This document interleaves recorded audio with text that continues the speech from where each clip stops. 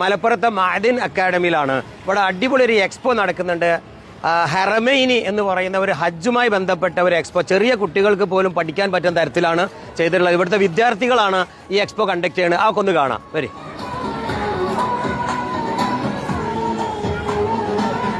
വിദേശത്തൊക്കെ ഒരുപാട് എക്സ്പോ പോയി കണ്ടിട്ടുണ്ടെങ്കിലും വളരെ വ്യത്യസ്തമായ കുട്ടികളുടെ വിദ്യാർത്ഥികളുടെ കരവിരുതാണ് ഇവിടെ ഹൈലൈറ്റ് ചെയ്യുന്നത്. ഏതൊരു സാധാരണക്കാർക്കും വളരെ പെട്ടെന്ന് ഹജ്ജിനെ കുറിച്ച് പഠിക്കാൻ പറ്റുന്ന, കണ്ടു മനസ്സിലാക്കാൻ പറ്റുന്ന രീതിക്കാണ് ഇതിന്റെ ഡെമോൺസ്ട്രേഷൻ. ഇവിടെ നിന്നാണ് നമ്മൾ ഹജ്ജിന് ആദ്യം കിടക്കുന്ന ബാബാണ്. പണ്ട് കാലത്ത് കാണാൻ പോണത് 967 മുൻപേ ഉള്ള കഅബാലയവും അതിലേക്കുള്ള വഴികളും ഒക്കെയാണ്. അതിലേറെ നമുക്ക് എളുപ്പത്തിൽ പറയാനാണെങ്കിൽ സൗദി ഗവൺമെന്റിന്റെ വികസനത്തിന് മുമ്പേ ഉണ്ടായിരുന്ന വികസനത്തിന് മുന്നേ ഖുറൈശികളുടെ കാലത്തുണ്ടാക്കിയ കഅബാലയാണ്. ഖുറൈശികളുടെ കാലത്താണ് കഅബാലയത്തിന് മേൽക്കൂര വരുന്നത്. ഖുറൈശികളുടെ കാലത്തുണ്ടാക്കിയ കഅബാലയത്തിന് 18 അടിയാണ് ഉയരം. പിന്നീട് ഇവിടെ ഒരു ആവിഷ്കാരമാണ്. 997 വരെ മിനയിൽ ഉണ്ടായിരുന്നത് തുണിത്തരങ്ങൾ കൊണ്ടുള്ള തമ്പുകളായിരുന്നെങ്കിൽ ഇന്ന് അത് ശീതീകരിച്ച് AC ഫൈബർ ഗ്ലാസ് ഖത്തറിന് ശേഷം 997 തീപിടുത്തം വരുന്നത്. 97 തീപിടുത്തത്തിന് ശേഷം 97 മോനെ സൗദിയിൽ ഞാനുണ്ട്. ആ രംഗം വല്ലാത്തൊരു അനുഭവമായിരുന്നു. അതിലെ വിദ്യാർത്ഥികളാണ്, കൈകളാൽ വരച്ച ചിത്രങ്ങളാണ് ഞങ്ങളിപ്പോ മൊത്തം ഇവിടെ കംപ്ലീറ്റ്. അതാണ് ഇതിന്റെ ഏറ്റവും വലിയൊരു ഹൈലൈറ്റ്. ഇതാണ് പഠിക്കുന്ന വിദ്യാർത്ഥികളുടെ ഒരു കരവിരുതാണ് ഇപ്പൊ നമ്മൾ ഈ കണ്ടത്. ഏതൊരു സാധാരണക്കാർക്കും കണ്ടു വളരെ പെട്ടെന്ന് പഠിക്കാൻ പറ്റുന്ന തരത്തിലാണ് ഇവരിത് റെഡിയാക്കിയത്. ഇപ്പൊ ഇതൊരു മത്സരം കൂടിയാണല്ലോ അല്ലെ? ഒരു കോമ്പറ്റീഷനാണ്, പല സ്ഥാപനങ്ങൾ തമ്മിലുള്ള മത്സരം. ആ റിസൾട്ട് ഇപ്പൊ എന്താ വരിക? നാളെയാ? ഞായറാഴ്ച വരും. എല്ലാം ഒന്നും. പിന്നെ ഇതിൽ ഒരു കാര്യം കൂടി ഉണ്ട്. ഇതിൽ മൊത്തം സംഗതികളുടെ കണ്ടന്റുകൾ ഒറ്റ QR കോഡിലായിട്ട് ഉൾപ്പെടുത്തിയിട്ടുണ്ട്. സൈറ്റ് ഉണ്ടാക്കിയതും ഇതേ സ്ഥാപനത്തിലെ വിദ്യാർത്ഥി തന്നെയാണ്. അതിൽ പോയതെല്ലാം കിട്ടും. എല്ലാം കിട്ടും. ഇപ്പൊ നമ്മൾ സന്ദർശിച്ച എല്ലാ കേന്ദ്രങ്ങളുടെയും മൊത്തമായിട്ടുള്ള വിവരണവും ചരിത്രവും റെഫറൻസുകളും അതിൽ നിന്ന് കിട്ടുന്നതാണ്. ഇവിടെ എന്താണ് ഈ സ്റ്റോളിൽ എന്തൊക്കെയുള്ളത്? മദീനയുടെ പഴയ ആവിഷ്കാരം നമ്മളോട് കൊടുത്തിട്ടുണ്ട്. മദീനയുടെ പഴയ പറഞ്ഞാൽ എത്രയാടാ? 1400 1400 വർഷം മുന്നേ നബി തങ്ങൾ മദീനത്തേക്ക് ഹിജ്റ വന്നത് മുതൽ 1400 കൊല്ലങ്ങൾക്ക് AD 622. ഈ ഒരു മാപ്പിൽ പറഞ്ഞു കൊടുത്ത് എത്ര നിങ്ങൾ ഒരു വീഡിയോ ഇട്ട് പറഞ്ഞു കൊടുത്താലും ഈ കാണുന്ന ഒറിജിനൽ ഒരു ഫിസിക്കൽ കാണുന്നതിന്റെ ഒരു എന്താ പറയാ റിസൾട്ട് ഒരു ചിത്രത്തിനും കിട്ടില്ല. അപ്പൊ അതാണ് ഇതിൽ ഏറ്റവും ഹൈലൈറ്റ് എനിക്ക് തോന്നുന്നത്.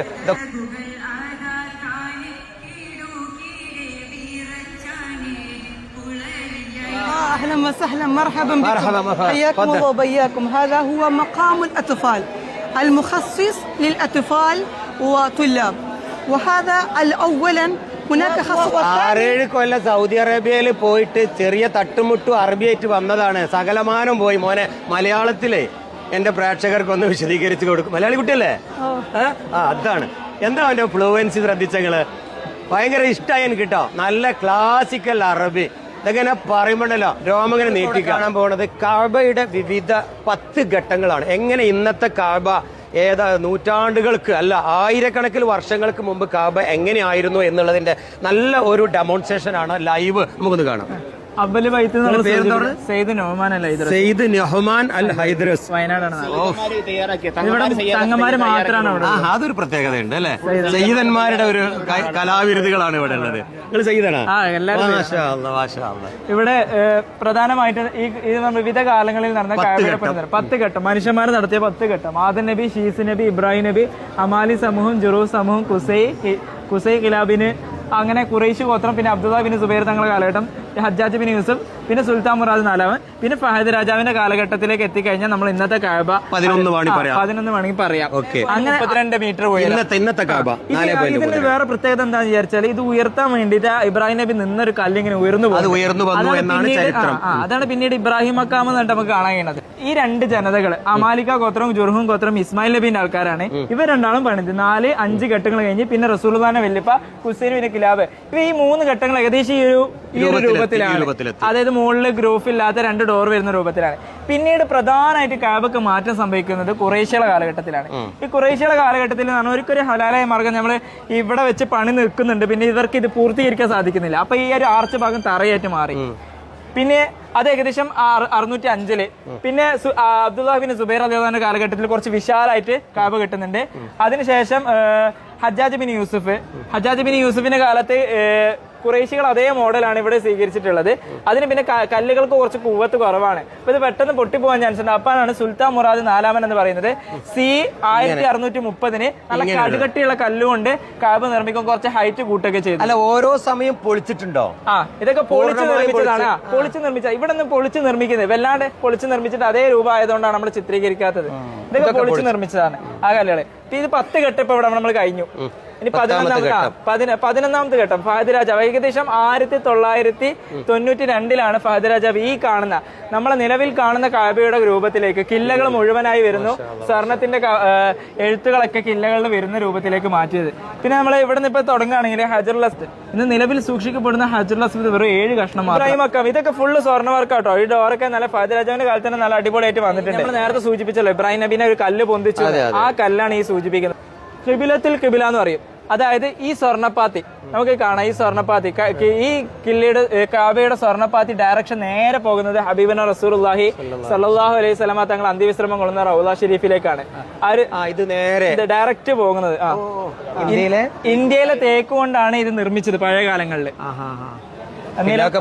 വേറെ എന്തെങ്കിലും ആയിരിക്കും അല്ലേ?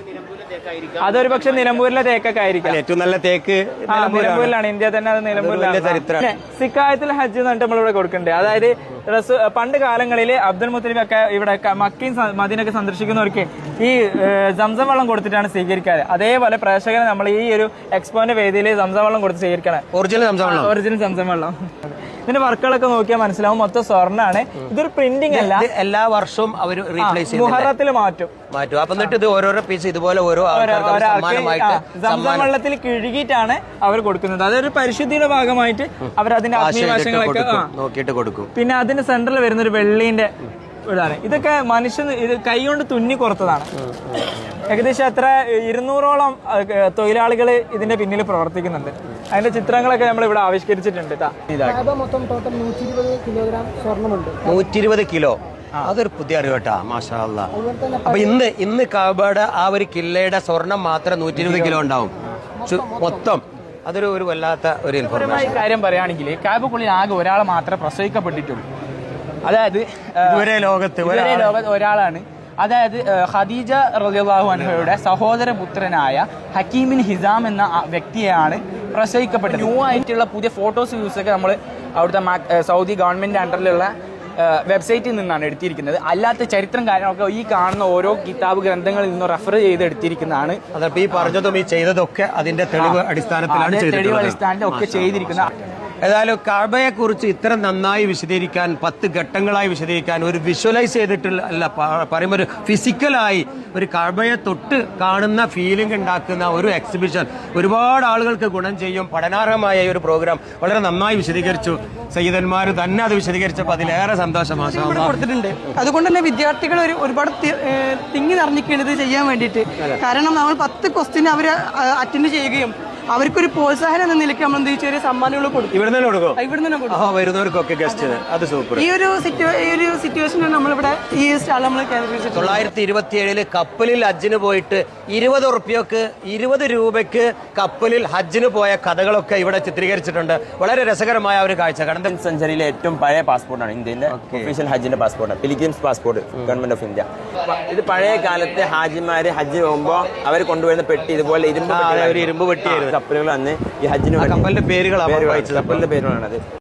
അപ്പൊ നമ്മൾ 1927 മുതൽ ഉള്ള അല്ലെങ്കിൽ അതിന്റെ മുൻപേ ഉള്ള മക്കയെയും മദീനയെയും കഅബയെയും ഹജ്ജിന് പോകുന്നതുമായ ഒരുപാട് വിഷ്വൽ നമ്മൾ കണ്ടു, അല്ലെങ്കിൽ അതിന്റെ ഫിസിക്കലായ കാര്യങ്ങൾ നമ്മൾ കണ്ടു. ഇനി നമ്മൾ കാണാൻ പോണത് ബാബ് ജിബ്രീലിലൂടെ കയറുന്നത് ഇന്നത്തെ 2025 സൗദി അറേബ്യയിലെ മക്കയും മദീനയും അല്ലെ. പേരെന്താ?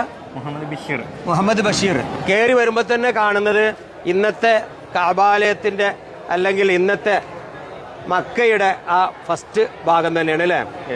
അവിടുത്തെ കൂട്ട ബിൽഡിങ്ങുകളും കാണാം. പറയൂ.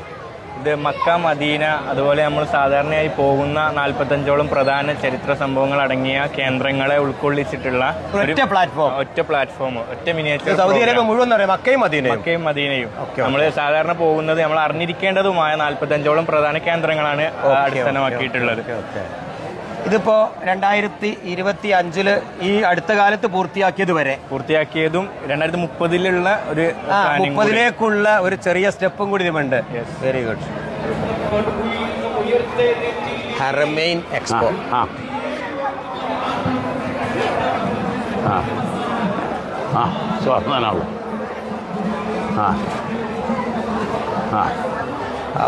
പഴയ കാലത്തെ ഹജ്ജ് ഉണ്ടല്ലോ, അതാണ് ഇന്നത്തെ പുതുതലമുറക്ക് ചിന്തിക്കാനും പഠിക്കാനുള്ളത്. ഇന്നത്തെ സൗകര്യങ്ങളൊന്നും ഒന്നുമില്ല. മയ്യത്തും പുടവ വരെ ബാഗ് ചെയ്ത് കൊണ്ടുപോകുന്ന 927 ഹജ്ജിന് പോകുന്ന ആളുകളെ അവിടെ കുട്ടികൾ പരിചയപ്പെടുത്തി. ജന്മനാല് ഉൾക്കണ്ണുള്ള 2 ആളുകളെ സ്വീകരിച്ച് 2 പേരും നല്ല പ്രൊഫഷണൽ ടീച്ചറും PhD ഹോൾഡറുമായി മാറിയ ഇവരെ സ്വീകരിച്ച ഈ 2 ഭർത്താക്കന്മാരെയാണ് നമ്മൾ അഭിനന്ദിക്കേണ്ടത്. നമ്മളെപ്പോലുള്ള സാധാരണ 2 പ്രൊഫഷണലുകൾ എന്താ ചെയ്യുന്നത്?